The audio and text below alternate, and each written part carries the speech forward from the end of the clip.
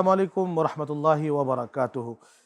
BRB cables মোনাজাতে আপনাদের সকলকে স্বাগত জানাচ্ছি। আমি আহমদ রেজা ফারুকি। প্রতিদিন ঠিক একই সময়ে আপনাদেরকে সাথে করে নিয়ে মোনাজাত করি মহান রব্বে করিমের দরবারে। আজও ঠিক একইভাবে মোনাজাত করবো আল্লাহ রাব্বুল আলামিনের কাছে। তো আজকে মোনাজাতের আগে যে বিষয়টি নিয়ে একটু কথা বলবো, আর তা হচ্ছে নাজাত। নাজাত হতে এমন একটা বিষয়, নাজাতের জন্যে মানুষ কিয়ামতের দিন পাগল পারা থাকবে। শুধুমাত্র সাধারণ মানুষ নয়, সমস্ত নবীরা একদিক থেকে আরেক দিকে ছুটোছুটি করবেন। কে নাজাত দেবে, কে নাজাত দেবে আমাদেরকে?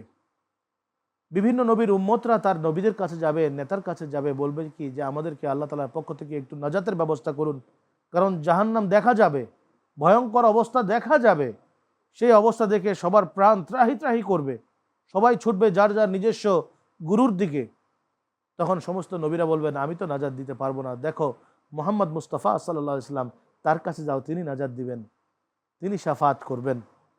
এভাবে করে মানুষ ঘুরতে ঘুরতে যখন তার কাছে যাবে, আল্লাহর হাবিব সাল্লাল্লাহু আলাইহি সাল্লাম বলবেন, হ্যাঁ আমি আজকে এই দিনের তোমাদের জন্য শাফাতকারী, আমার শাফায়াতেই তোমরা নাজাত পাবে। তো আল্লাহ রাব্বুল আলামিন এই পবিত্র রমজানুল মুবারকে তিনটা ভাগ করেছেন, রহমত, মাগফিরাত এবং নাজাত। তৃতীয় দশক হচ্ছে সেই নাজাতের দশক। সেই নাজাতের দশকে আমাদের আল্লাহ রাব্বুল আলামিনের কাছে হাত তুলে মোনাজাত করতে হবে এই মর্মে যে আল্লাহ, তোমার প্যারা নবীজি হুজুর আকা আলাইহিস সালাতু ওয়াস সালামের ওসিলায় আমাদেরকে যেন কাল কিয়ামতের দিনে তোমার গজবের মুখে পড়তে না হয়, কঠিন প্রশ্নের মুখে পড়তে না হয়।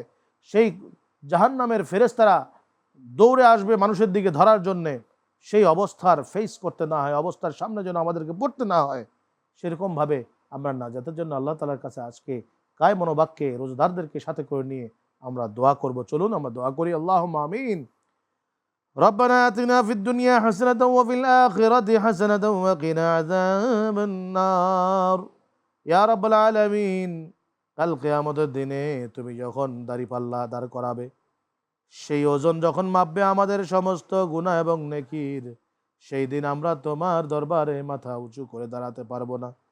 সেদিন একমাত্র ভরসা হচ্ছে তোমার প্যারা নবীজি হুজুরে পাক মুহাম্মদুর রাসূলুল্লাহ সাল্লাল্লাহু আলাইহি ওয়া আলিহি ওয়াসাল্লাম। রব্বুল আলামিন সেই কিয়ামতের ময়দানে তোমার প্যারা নবীজির শাফাত নসিব করে দাও।